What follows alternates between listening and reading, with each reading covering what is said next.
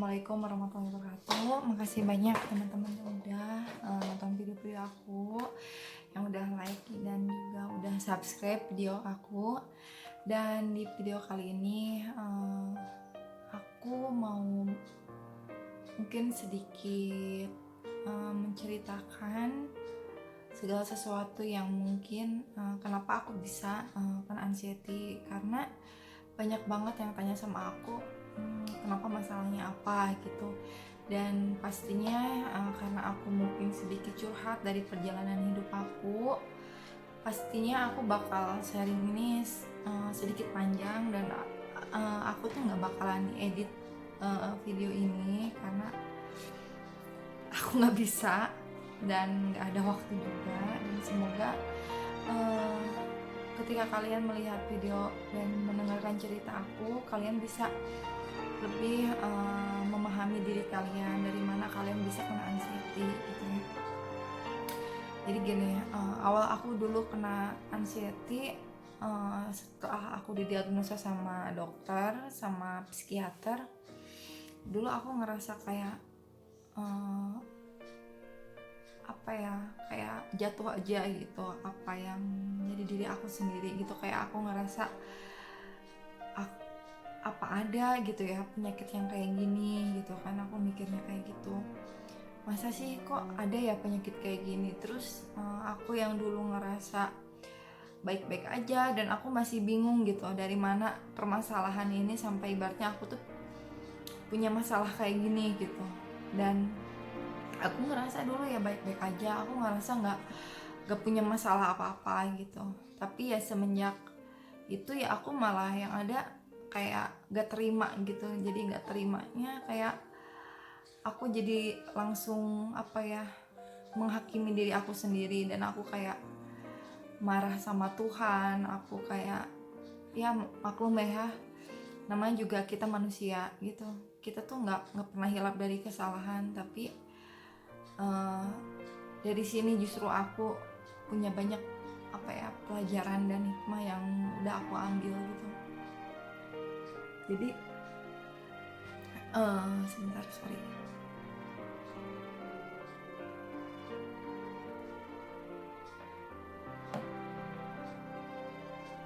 Nah dari situ aku kayak ngerasa setelah aku didiagnosa anxiety itu kayak aku mikir masa depan juga gak tahu gitu. Ibaratnya kayak aku kayak gini loh, kecemasan aku jadi semakin tinggi justru setelah aku dapat diagnosa dari dokter. Dan itu yang akibatin aku jadi semakin merasakan rasa sensasi itu, dan aku salah trauma dengan rasa cemas itu. Sampai akhirnya aku kayak dulu ngurung di rumah beberapa waktu, dan aku berubah banget. Dulu yang sangat percaya diri, kayak aku dulu suka naik panggung dan lain-lain gitu. Naik panggung tuh kayak kalau ada acara nikahan saudara atau keluarga atau temen tuh aku tuh pasti naik panggung, dan aku selalu menghibur keluarga atau teman-teman.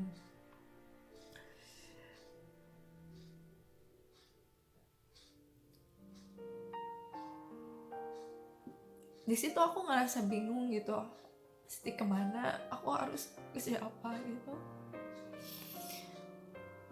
Dan aku sampai ke psikiater, pokoknya aku harus sembuh gitu. Karakter aku yang perfeksionis, yang bikin aku kayak, aku orangnya memang seneng banget tantangan. Aku orangnya seneng banget, aku seorang yang petualang banget. Aku seneng banget sama sesuatu hal yang baru gitu kayak. Dan aku ngerasa masa sih aku nggak bisa lewatin ini semua gitu kan. Dan itu jujur aja rasanya nggak enak banget. Apapun masukan dan lingkungan itu nggak bisa masuk gitu. Dan dari dulu aku sempet simpan semua penyakit aku simpen sendiri. Dan aku lingkungan aku kan udah nikah dulu, terus lingkungannya itu keluarga suami semua, jadi kayak satu komplek gitu, dekatan. Dan aku disitu langsung berubah, yang biasanya aku baur sama keluarga tiba-tiba aku berubah. Dan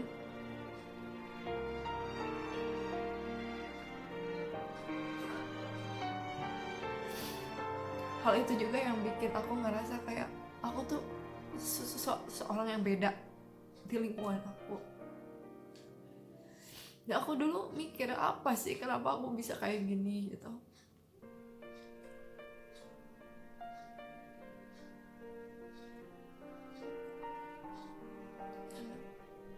Dulu aku nggak ngerti gitu. Memang masalah terbesar aku adalah di rumah tangga aku, yang mungkin ya namanya manusia rezekinya beda-beda, bukan soal rezeki uang ya, rezekinya dalam arti suatu kebahagiaan namanya ujian tuh beda-beda gitu. Mungkin aku masalahnya di situ. Tapi kalau aku sekarang pahamin kejadian ini, sekarang aku udah jalanin selama 3,5 tahun. Aku orangnya memang senang menganalisa ya, segala sesuatu kejadian tuh aku selalu analisa, dan aku selalu cepat introspeksi diri, cepat mikir, cepet ya, saking perfeksionisnya. Dan aku rasa dengan perfeksionis kayak gini, ini juga yang bikin aku kena anxiety. Dan aku gak apa ya, merasa kayak aku harus sempurna gitu. Aku mikirnya kayak gitu ya, aku harus sempurna, aku nggak boleh salah. Dan ternyata aku dengan kayak gitu, ini ada dari masa kecil yang aku rasa aku bisa dibilang antara bahagia dan membahagia. Mungkin aku takut salah kalau ngomong kayak gini, karena kadang orang selalu beranggapan kalau kita ngeluh, kita nggak pernah bersyukur. Tapi kadang yang kita tahu, yang kita rasakan gitu, seperti apa kejadiannya. Dan namanya perasaan tuh nggak bisa bohong gitu. Dan aku tahu kenapa ibaratnya dulu aku bisa mungkin berawal dari masa kecil aku yang aku bilang tak ada kenangan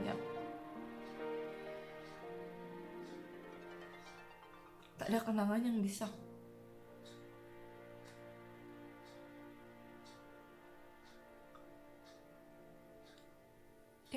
yang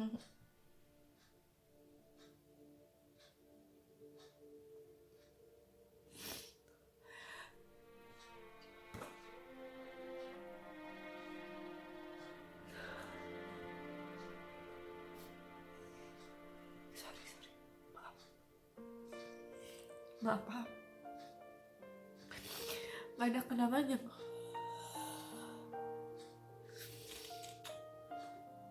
bisa aku ingat. Tapi maaf, aku cerita kayak gini bukan berarti aku gak bersyukur, enggak, sama sekali gak kayak gitu. Ini aku menceritakan, mungkin kalian juga menyadari atau kalian memiliki satu masalah yang mungkin kalian banyak yang cerita sama aku di grup, di chat, di Instagram, di WhatsApp. Mereka bilang mereka nggak ngerasa ada suatu masalah di dirinya, padahal mungkin kalian nggak pernah tahu gitu. Itu bisa berpengaruh sama diri kalian. Jadi aku anak pertama, dan ibuku itu kayak sama papaku itu nikah sangat muda banget. Dan aku pahamin, dulu aku kayak istilahnya kayak anak yang antara diharapkan dan diharapkan. Aku ngerasanya kayak gitu. Ini maaf, bukan berarti aku nggak pernah bersyukur, tapi ini curahan hati yang aku bisa rasakan. Dan karena ya dari kecil aku tuh udah kayak menerima kekerasan fisik gitu sama verbal, dan itu sangat membekas sampai saat ini. Tapi aku pahamin itu semua mungkin karena keterbatasan mereka, yang mungkin orang tua aku belum siap punya keturunan, mungkin mereka masih muda, dan mereka juga korban dari masa lalu orang tua mereka yang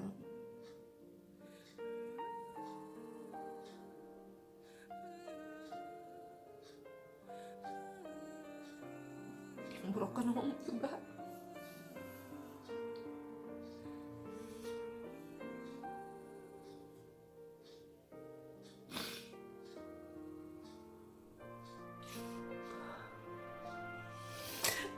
Di situ aku kayak sering disiksa gitu sama orang tua aku, dan aku tuh kayak nggak boleh ngelakuin salah sama orang tua aku, nggak boleh ngelakuin kesalahan.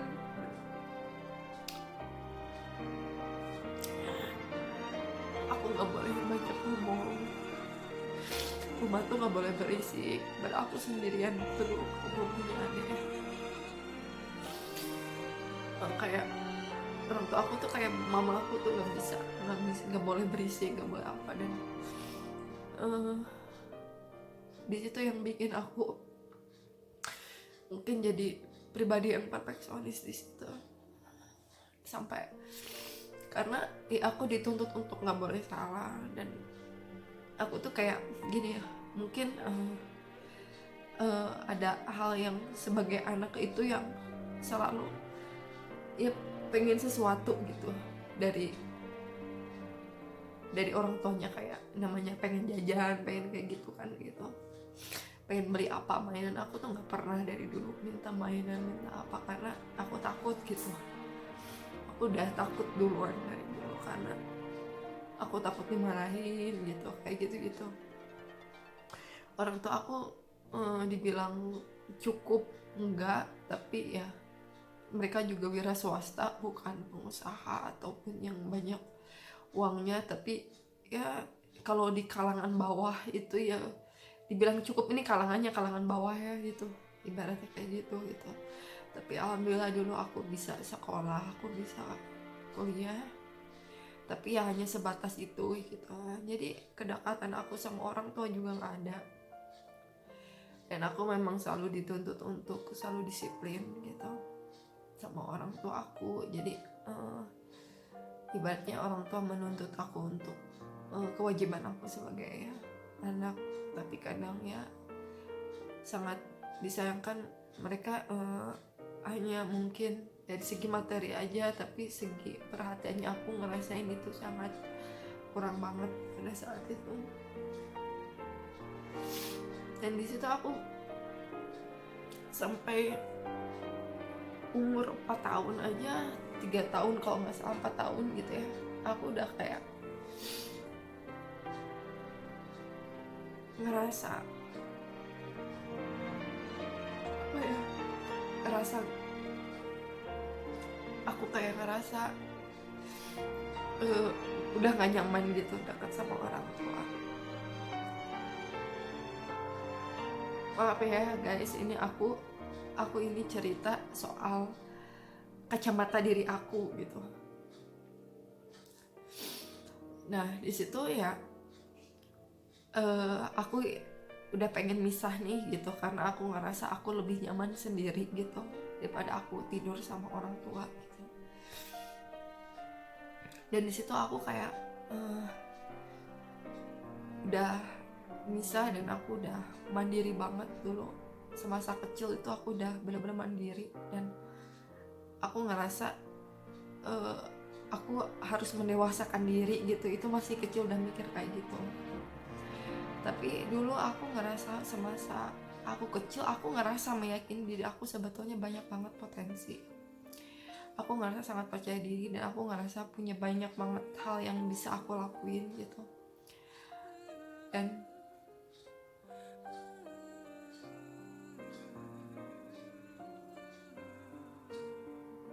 seiring berwaktu ya, dan aku kayak lepas siksaan dari orang tua itu SMP. Jadi kayak ini bukan disiksa tuh kayak diomelin kayak gitu, dimarahin tuh bukan karena kesalahan aku yang besar kayak ngelakuin apa gitu yang apa mabuk kayak apa macem-macem gitu, nggak kayak gitu. Tapi kayak ya kayak aku anak kecil gitu, kayak numpahin gitu, kayak numpahin apa itu kayak nggak boleh gitu, kayak namanya anak kecil kan kadang kita tiba-tiba numpahin sesuatu gitu kan, tapi itu nggak boleh, dimarahin. Pokoknya aku tuh kayak dituntut nggak boleh salah, dan aku tuh dituntut untuk nurut gitu. Dan aku tuh kayak waktu dulu tuh kayak nggak berhak, pengen punya sesuatu tuh nggak berhak ya, sampai akhirnya ya aku ngerasa lebih nyaman aku sendiri. Itu sebetulnya yang bikin aku jadi introvert. Sampai SMP aku masih ngalamin, dan aku tuh kayak kalau ngasih jajan gitu kayak orang tua tuh kayak bukan kayak ngasih tahu, bukan apa ya, kayak oh ini uang jajan dilebihin atau apa. Padahal mungkin aku juga ngukur ya, orang tua aku mungkin bisa ngasih lebih dari itu, tapi aku kayak di press banget gitu. Ibaratnya aku tuh beda dari yang lain gitu. Kadang hal itu yang bisa kita tuh merasa antara mungkin aku bisa nggak tahu ya aku apa yang nggak bersyukur atau apa gitu. Tapi mungkin aku selama ini tuh pengen ada sesuatu hal yang bisa didapatkan lebih gitu.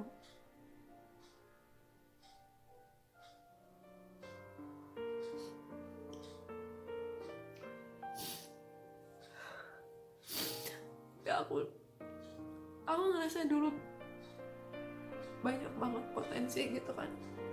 Aku ngerasa dulu mungkin aku di bidang kayak prestasi pendidikan aku emang kurang banget, gak kurang banget maksudnya standar aja gitu, aku gak pinter banget, tapi aku orang yang selalu pengen belajar gitu.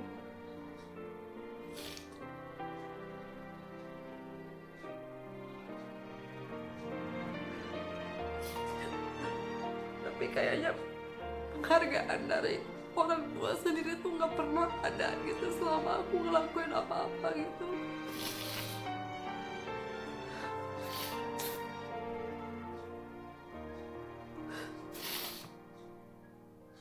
Sampai ibaratnya dulu aku yang ngerasa apa ya,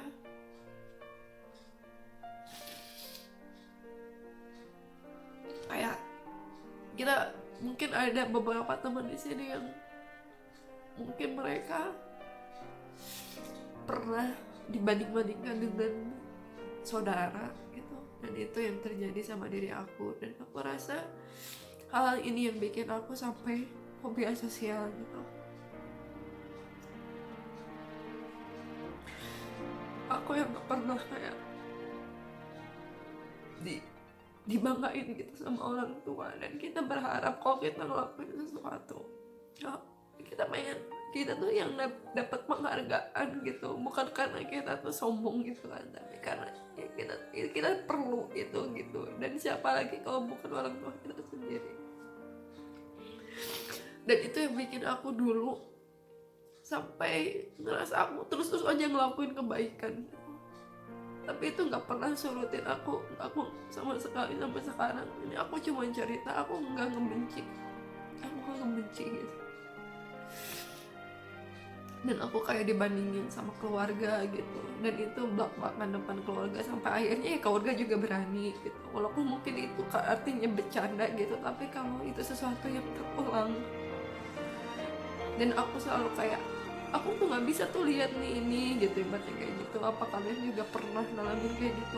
Lihat nih si ini, dia udah bisa kayak gini, coba kamu masa nggak bisa kayak gini-gini. Terus kayak aku dulu sampai kuliah, di situ aku ngerasa kayak aku tuh nggak pernah punya pilihan diriku sendiri gitu, nggak pernah punya pilihan kayak aku memilih diri menurut diriku sendiri gitu.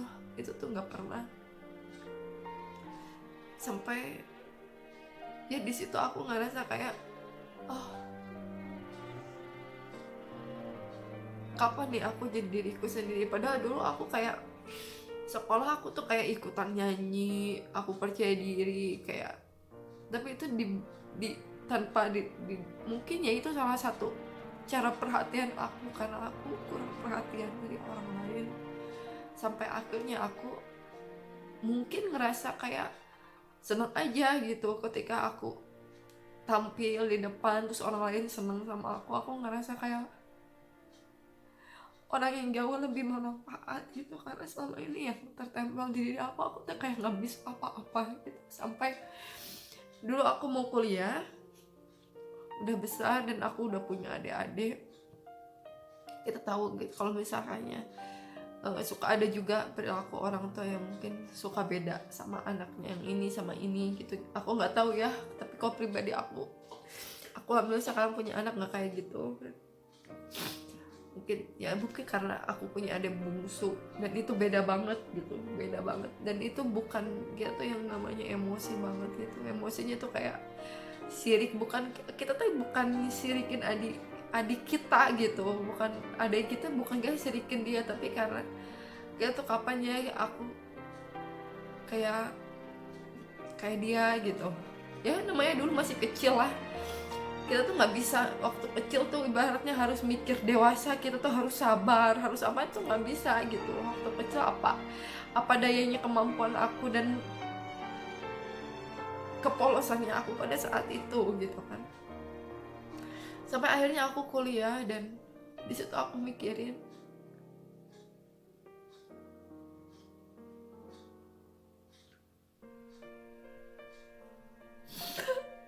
aku pengen jadi psikolog.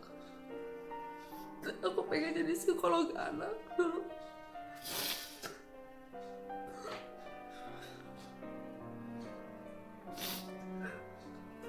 Itu bukan karena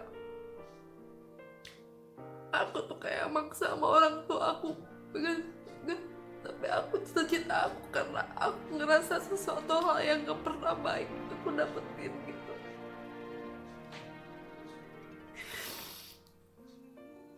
Di situ aku ngerasa kayak gak pernah punya pilihan gitu, sampai ibaratnya aku diputusin sama orang tua aku untuk kuliah di suatu jurusan yang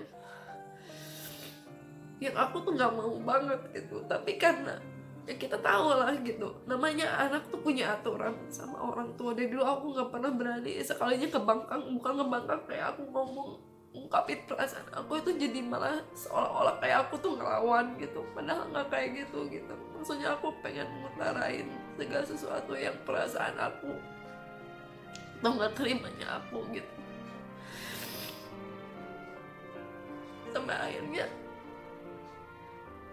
aku pengen jadi psikolog dulu, cuman karena aku tuh kayak ngerasa aku pengen nolong orang gitu. Aku pengen nolong orang-orang, anak-anak yang mereka kesusahan, mereka yang mungkin pernah mengalami masalah trauma dalam kehidupannya atau keluarganya.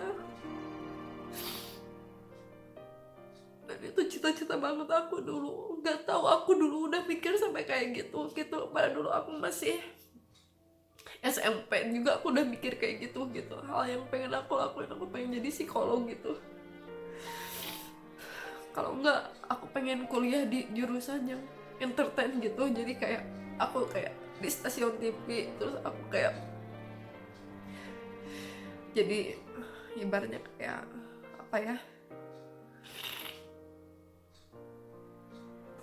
kayak di belakang panggungnya, jadi tim kreatifnya gitu kan. Aku seneng banget kayak ngehibur orang tuh, seneng banget. Kayak aku ngerasa kayak aku tuh bisa bikin orang lain apa ya, ketawa atau bikin sesuatu informasi yang bikin orang lain tuh jadi lebih pintar gitu. Karena aku ngerasa apa ya aku harus ngelakuin sesuatu hal yang bermanfaat gitu, termasuk ya aku bikin video di YouTube ini gitu. Salah satunya kenapa aku bikin video di YouTube ini karena emang tergeraknya dari aku setelah aku kena anxiety, aku share dan ternyata banyak banget responnya dari teman-teman di sini. Dan di situ aku ngerasa kayak aku ngerasa apa ya, aku perlu gitu, karena masih aku ngerasa dulu aku punya kemampuan untuk pergi ke psikolog dan aku pergi ke psikiater, aku jujur aja gitu, aku sampai nangis, aku sampai ngomong sama suami aku dulu, aku sampai bilang aku aja nggak enak gitu, aku aja nggak enak gitu kayaknya nih. Dan aku kayak ngerasain orang lain kalau ngerasain kayak gitu sampai berpuluh-puluh tahun, ada yang sampai 10 tahun, 5 tahun, 6 tahun. Itu yang bikin aku kayak aduh ya ampun, kasihan banget. Apalagi mereka yang keterbatasan ekonominya, mereka yang ibaratnya keluarganya mungkin mereka yang belum keluarga dan lain-lain. Sampai itu yang bikin aku ngerasa kayak tergerak untuk bikin video, walaupun aku nggak belum sembuh, dan aku juga tahu ya aku belum sembuh dan aku masih belum apa-apanya, aku bukan di bidang ilmunya gitu. Tapi nggak tahu aja perasaannya ini pengen banget ngebantu orang, walaupun ibaratnya aku nggak niat lain selain aku pengen sharing informasi gitu sama teman-teman semuanya, dan aku pengen bantu, dan aku pengen ngajak ibaratnya walaupun aku nggak bisa, minimal aku bisa nemenin kawan-kawan gitu. Belum sampai aku bikin grup sendirian itu aku nggak pernah menyangka ya, walaupun aku cuman anggota 80 orang dulu bisa banyak, tapi karena banyak yang keluar juga, biasalah kalau grup kayak gitu ya, itu udah ngerasa cukup buat aku gitu. Walaupun aku masih belum sembuh dan aku masih merasa anxiety-nya, tapi seenggaknya apa yang aku lakukan itu bisa bermanfaat gitu buat orang, walaupun dengan kondisi keterbatasan gitu. Dan alhamdulillah banyak banget yang kebantu gitu. Dan ya, di situ aku akhirnya ya mau nggak mau aku dulu kuliah dengan ya, kita kan namanya anak tetap aja ya harus nurut sama orang tua, dan itu jadi prioritas utama aku harus nurut apapun walaupun aku nggak enak, tapi itu dengan penuh tekanan karena aku nggak suka, aku nggak senang, itu bukan di bidangku gitu. Apalagi aku di bidang kesehatan dan itu butuh ketelitian, sedangkan aku pribadinya memang dari dulu panikan itu ya aku sadarin gitu. Setelah sekarang ini karena aku sering dikasih tekanan dan sering ibaratnya denger omongan kayak jelek-jelekin, itu udah terbiasa sampai akhirnya tuh mendarah daging gitu loh gitu. Sampai akhirnya kayak mendarah daging, kayak aku tuh dulu sebelum anxiety tuh udah kayak negatif thinking gitu loh sama orang. Jadi akhirnya aku tuh males, kayak ketemu orang tuh males, aku tuh kayak lebih seneng menyendiri di rumah, aku mudah akraban sama orang gitu. Tapi aku kayak ngebatasin diri aku gitu loh, kayak curhat pribadi tuh aku tuh kayak nggak pernah banget gitu, jarang banget, kecuali kalau udah mentok banget dan aku punya sahabat dan dia mancing aku gitu, ibaratnya kayak mancing, dia itu udah langsung aja keluar semuanya. Tapi kalau misalnya itu tuh aku lebih seneng di rumah gitu, dan aku lebih seneng menyendiri di kamar. Karena apa, itu hal yang bikin aku tenang pada saat itu, dan aku ngerasa oh ya diriku kayak mungkin introvert. Tapi dulu aku nggak, setelah aku didiagnosa anxiety aku nggak pernah mikir ke situ gitu, aku cuma mikirnya apa dah aku baik-baik aja gitu. Nah di situ sampai akhirnya ya aku berjalan, dan yang jadi masalah terbesarnya lagi adalah ketika mungkin ada masalah keluarga aku, orang tua aku yang bercerai gitu. Jadi itu masalahnya apa ya, bercerainya itu karena ya mungkin masalah aku nggak bisa ceritain di sini. Dan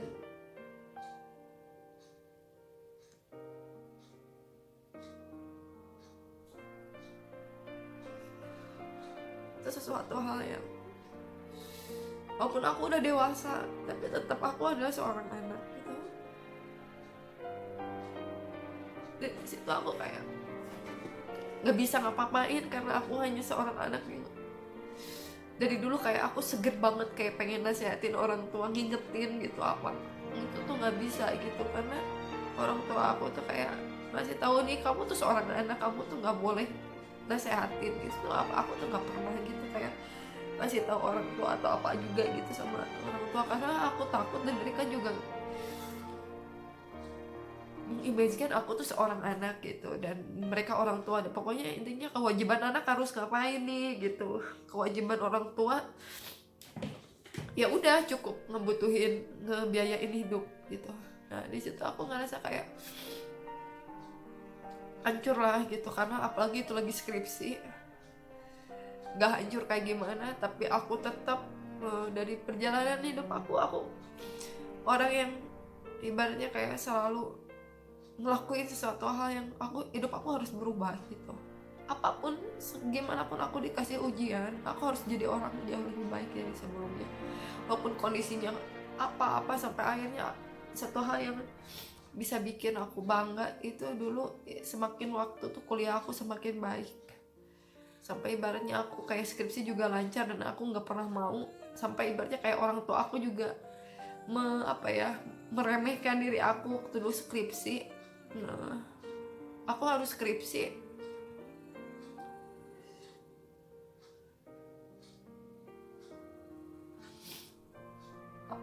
apa bayar aja gitu sama orang gitu dulu. Cuman aku nggak mau, aku bener-bener nggak mau, aku nggak bisa gitu. Aku mikir ntar kan yang ditanya aku gitu ketika kita sidang gitu kan, dan aku tuh harus tahu gitu apa yang aku belajar. Aku harus tahu walaupun aku bego gitu, biarin aku bego, dan tapi aku bisa ada kesempatan buat belajar daripada aku yang ngebudahin hidup aku gitu kan. Sampai ibaratnya aku tuh jadi bego beneran gitu, kelihatannya mudah tapi aku tuh kayak nggak ada artinya aja gitu, kayak mau mau kuliah atau apa apa tuh gitu. Sampai akhirnya ya dulu aku skripsi, dan alhamdulillah semuanya berjalan lancar dalam kondisi orang tua aku udah goyang gitu, ibaratnya kayak udah mulai, ya udah di ujung tanduk lah. Kita sebagai anak juga serba salah mau ngapain atau mau kayak gimana gitu. Nah di situ sampai akhirnya orang tua aku pisah,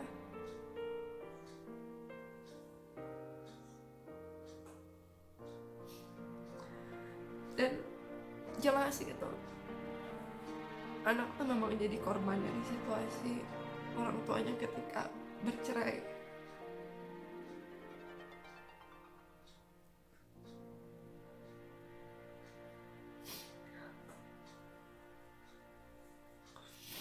Sorry, maaf ya.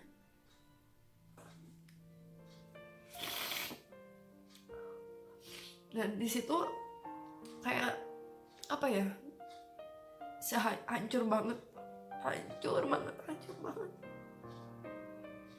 hancur banget.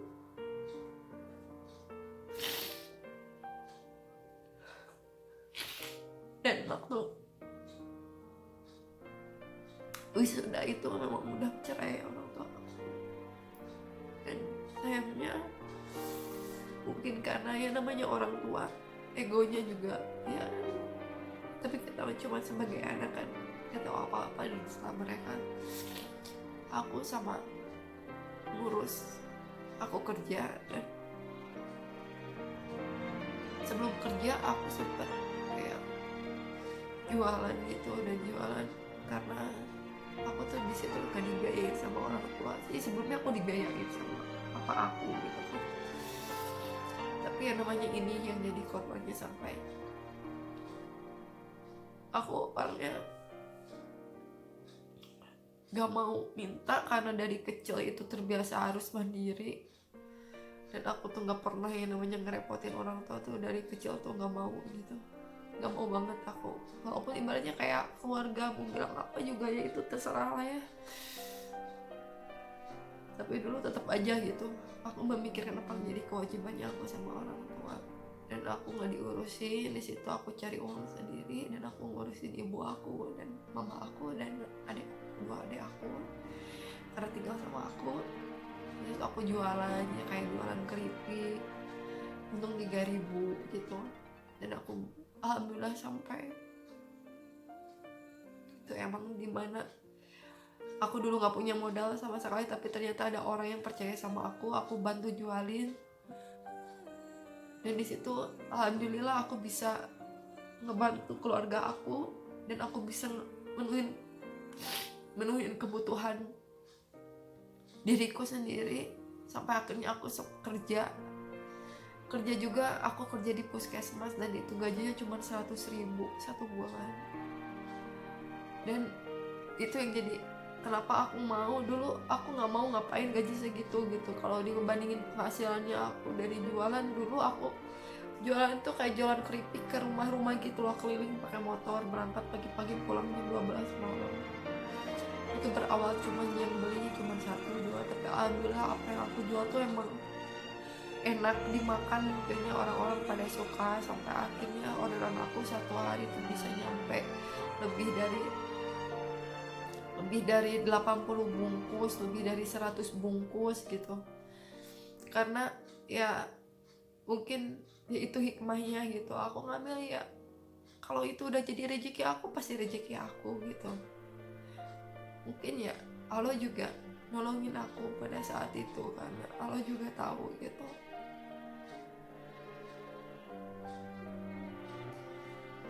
Dan di situ aku kayak bisa ngebantu keluarga aku, dan aku kerja, dan itu tetap aku jalanin karena ya 100.000 juga malah habis sama ongkos, aku butuh makan juga, aku butuh sehari-hari. Dan sampai akhirnya ya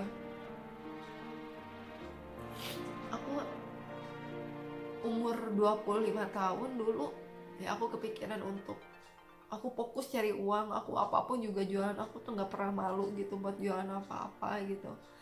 Sampai orang lain juga kadang kasihan banget teman-teman aku sama aku gitu, kadang siang malam aku nganter-nganterin ke rumah-rumah gitu ya, kayak pedagang kerupuk, tau nggak, yang keliling gitu.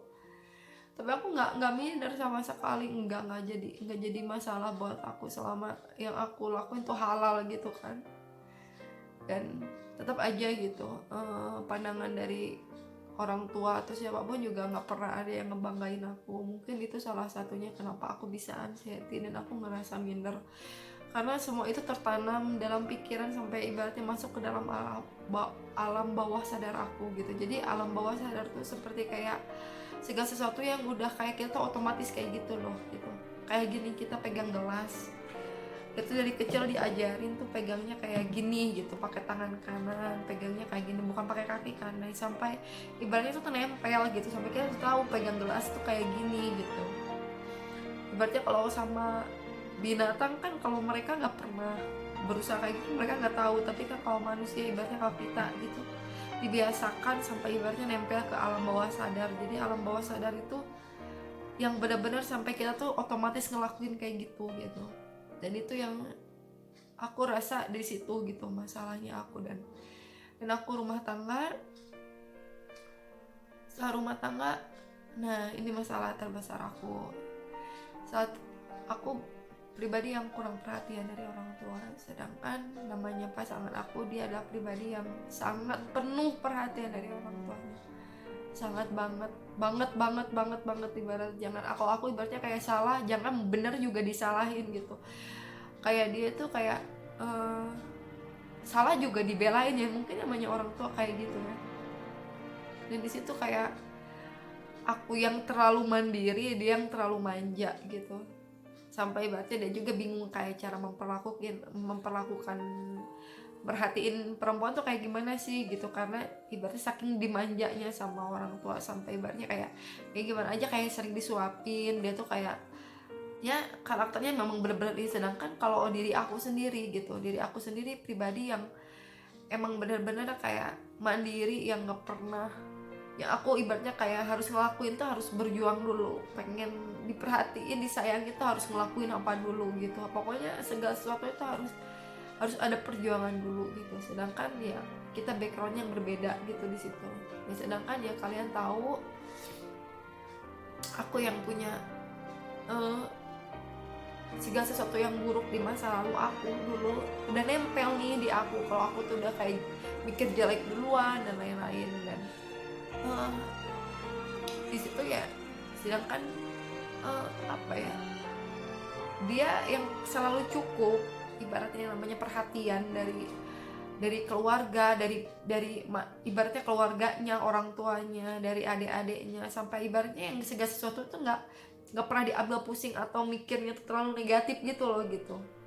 Karena ya apalagi karena mendukung semua gitu. Sedangkan aku yang dulunya mungkin yang tadi aku ceritakan itu kan pasti kayak aku tuh kayak susah banget pikir positif, kayak khawatir terus, takut ini, takut salah lah, takut gagal, takut apa.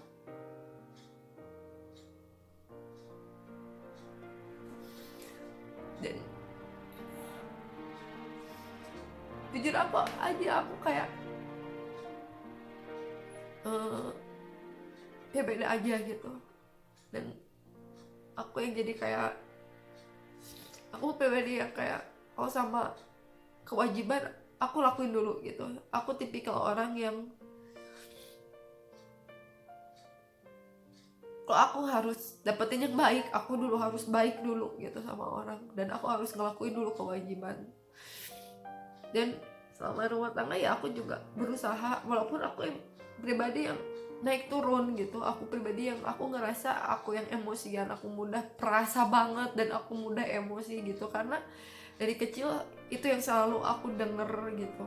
Dan psikolog aku bilang 0-7 tahun itu masa pembentukan karakter yang terbiasa dari lingkungannya. Dan aku mungkin terbiasa dengan kekerasan yang tadi aku ceritain. Aku sampai SMP aku ngalamin kekerasan, dan di situ aku sampai banyak kayak ibaratnya gini loh, salah kecil dari pasangan atau ada sesuatu hal yang gak sesuai harapan, aku yang namanya langsung down banget, aku yang langsung emosian banget.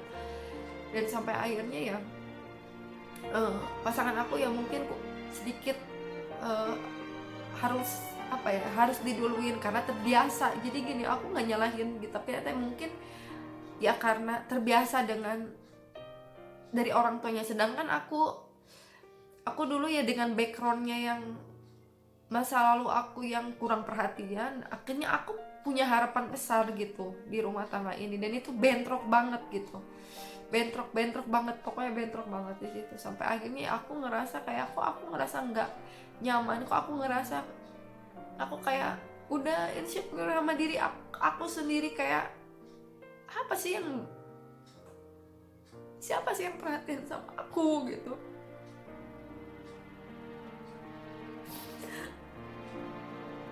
Aku tuh pengen ngalamin gitu dulu, rasanya diperjuangkan, rasanya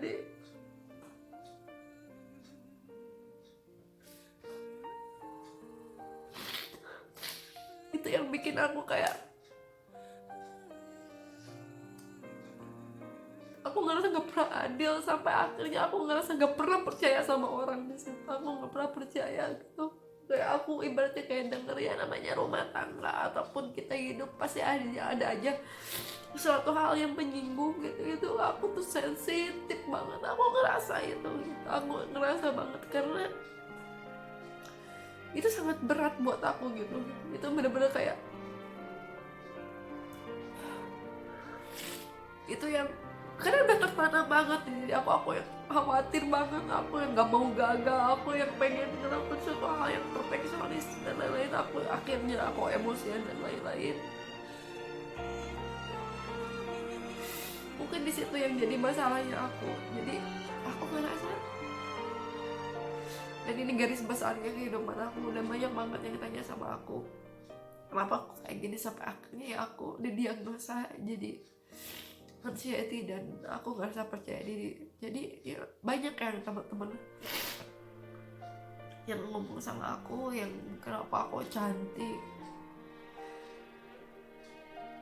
kok cantik fobia sosial gitu kan, kok cantik kenapa kok cantik kenapa anxiety gitu. Ya karena orang-orang sekitar aku juga gak pernah ngelihat dari fisik aku.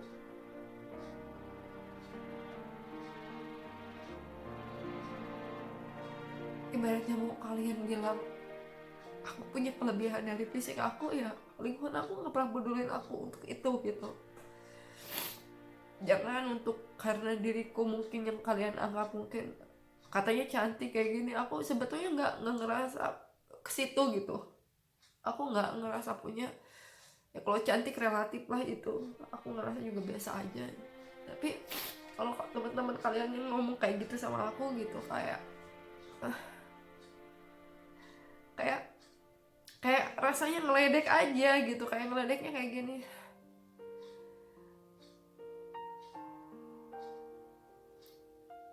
ya buktinya aku kayak gini gitu, kayak, dan itu tuh nggak jadi jaminan buat hidup kita tuh kayak sempurna. Tapi setelah perjalanan yang cukup panjang hidup aku yang kayak gitu, dulu aku nggak pernah ada di situ. Aku yang namanya ngebenci, jujur aja dulu aku ngebenci orang-orang yang mungkin pernah jadi cerita hidup aku yang bikin aku hancur, mau si A, si B, si C, siapapun itu. Aku ngerasa kayak setelah makin sini, ya aku rasa ya kalian juga mesti mengambil hikmah dari kejadian. Dan waktu dulu aku ngebenci itu suatu hal yang salah, walaupun mungkin ya dulu aku ngerasa ya aku ngerasa mereka yang salah lah gitu, mereka yang lakuin kayak gitu, aku nggak pernah jahat kok gitu sama keluarga atau siapapun juga gitu. Tapi aku diginiin gitu, tapi nggak ada hal yang lebih baik selain kita tuh memaafkan mereka gitu. Dan itu udah aku lakuin, dan dulu aku ngerasa nggak pernah terima diperlakuin kayak gini, dan aku ngerasa kesal gitu. Tapi aku nggak bisa ngelawan gitu loh gitu, ngerti nggak? Kayak kita kesal tapi nggak bisa ngelawan. Tapi dengan waktu, seiring waktu aku udah berumah tangga, aku bisa bantu keluarga aku walaupun hanya sedikit, walaupun dari dulu juga aku ngebantu. Tapi ya mungkin dulu nggak sebesar sekarang lah gitu. Dan aku bisa ngebantu, aku bisa ngurusin adik-adik aku, ibaratnya kayak ya ngayomin adik-adik aku gitu, sama keluarga. Aku bisa punya, alhamdulillah aku dikasih rezeki 2 anak, dan itu laki-laki semuanya alhamdulillah. Di situ aku bisa merasakan gitu kalau ya apa ya buat teman-teman semuanya, setelah mendengar ceritanya aku nggak pernah mau kalian beranggapan kalau jangan dianggap aku ini kayak cerita masalah ini, tapi anggap sebagai pembelajaran. Karena kita harus sadari manusia itu hidup nggak pernah sempurna, nggak pernah, itu nggak pernah sempurna.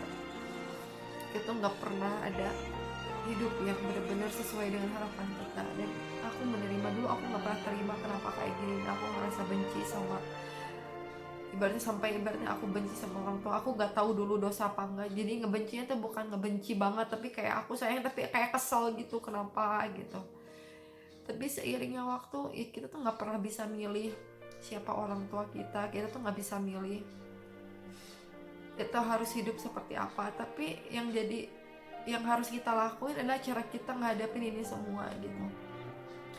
Dulu aku pernah mungkin lupa, atau mungkin aku pernah lupa dalam artian nggak pernah aku tuh harus ngelakuin apa-apa itu arti syukur dan lain-lainnya. Namanya karena udah terbiasa, dan itu wajar menurut aku. Buat kalian yang pernah mengalami trauma masa lalu, itu wajar kalau kita sampai ngerasa kenapa kok kayak gini. Nggak apa-apa, cuma setelah kita tahu ini semua, tugas kita adalah merubah diri kita sendiri, dan kita mau kayak gimana nih hidup kita gitu. Kita tuh nggak bisa ngerubah orang lain buat baik sama kita loh gitu. Kita nggak bisa mau segimanapun kita berjuang atau ngapain gitu ya,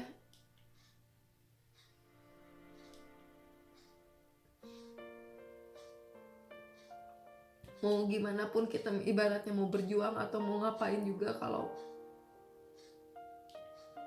ya udah jalannya ibaratnya kayak gitu.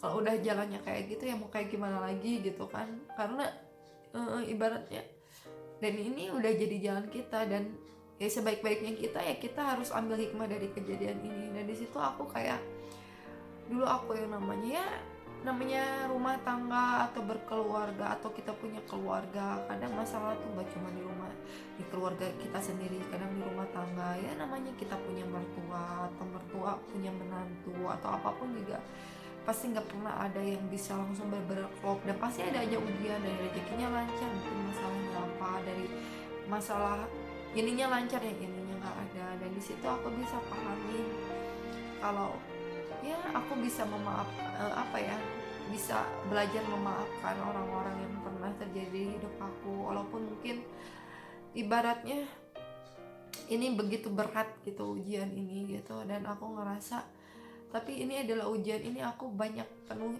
hikmah yang aku dapat, aku bisa mensyukuri apa yang aku lebih mikir. Kalau ibaratnya aku dikasih nikmat aja setiap hari gitu, dan aku hidup aku nyaman, mungkin aku nggak bakalan banyak istighfar, aku nggak bakalan mungkin sholat ibadah terus nangis minta pertolongan.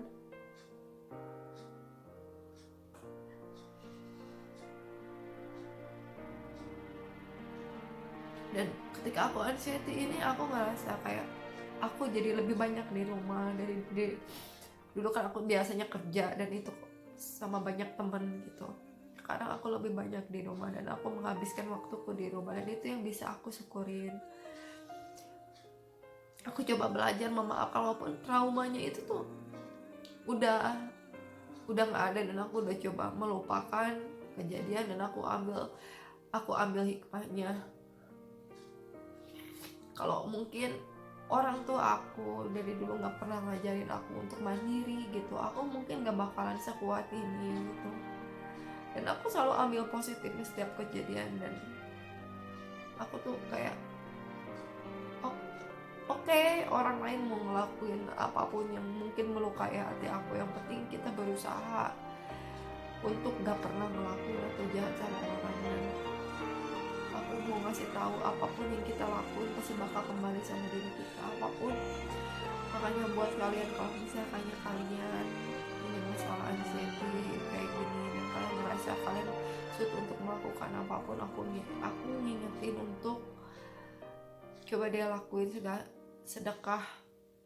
Itu penting banget menurut aku, dan sedekah itu gak perlu banyak, kalian bisa ngelakuin kayak kita bisa nolongin orang, pasti kalian ngerasa diri kalian tuh berguna. Ini bukan soal sombong atau apa, tapi biar diri kalian tuh ngerasa berguna. Ibaratnya kayak tempat parkir, kalian sih ngasih 2.000, coba deh kamu kasih 5.000, coba deh kasih abang ojeknya itu yang biasanya mungkin ongkosnya 10.000, kasih 5.000 jadi 15.000.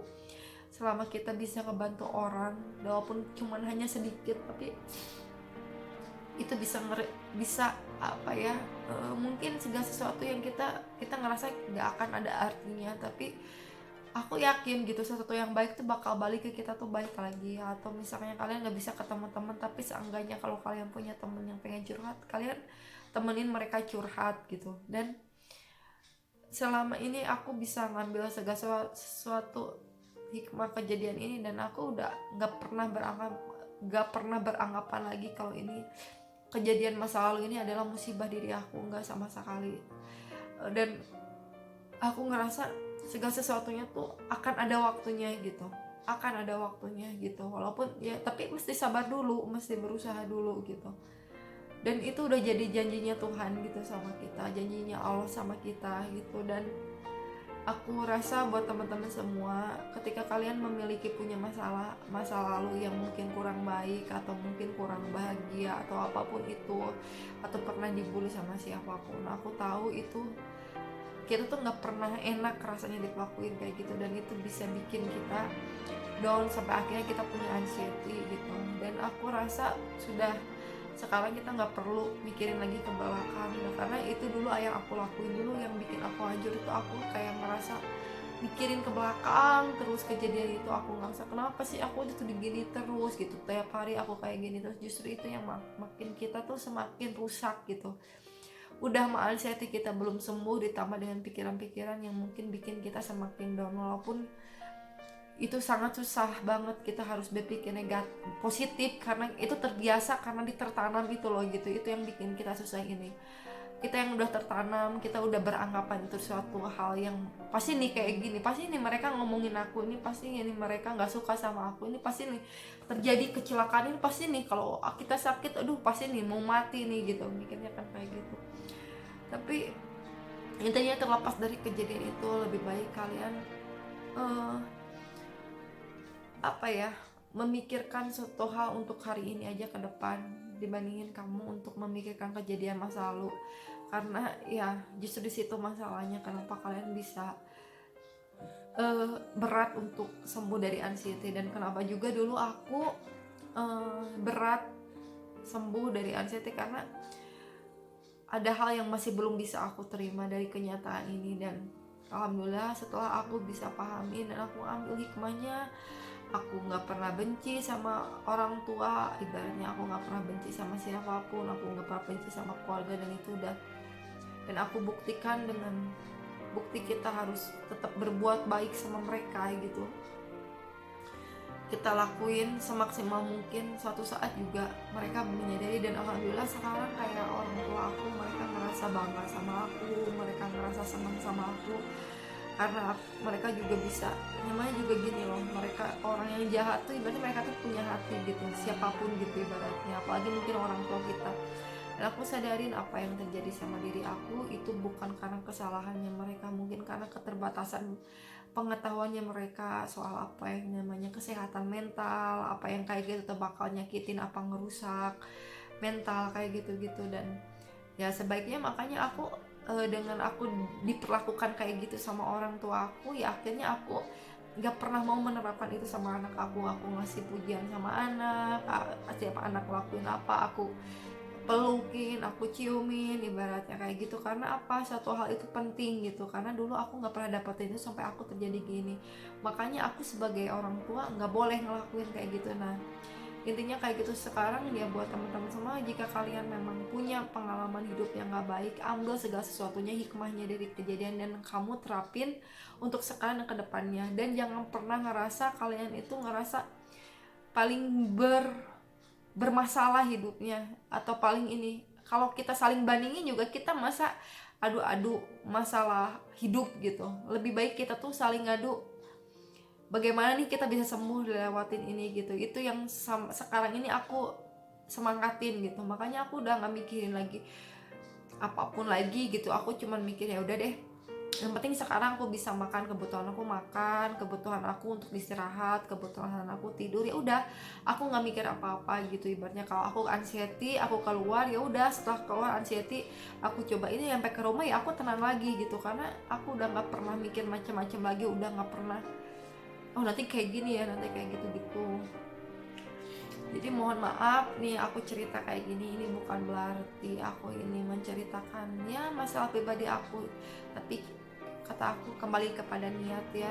Dan aku di sini niatnya agar kalian juga memikir nih dari mana nih masalah kalian. Kalau misalkannya kalian gak mampu untuk ke psikiater, dan ke psikiater itu membutuhkan memang banyak waktu dan banyak uang, ketika kita harus menceritakan kembali, lebih baik kita memikirkan sendiri dari mana nih masalahnya, kenapa nih kita ini. Dan kalau misalkannya apa kita tuh punya rasa dendam nih, apa kita tuh punya rasa sakit hati nih sama siapa, apa kita tuh belum bisa maafin, apa kita tuh belum ikhlas dengan keadaan atau masa lalu yang terjadi, nah di situ yang mesti kita benahin.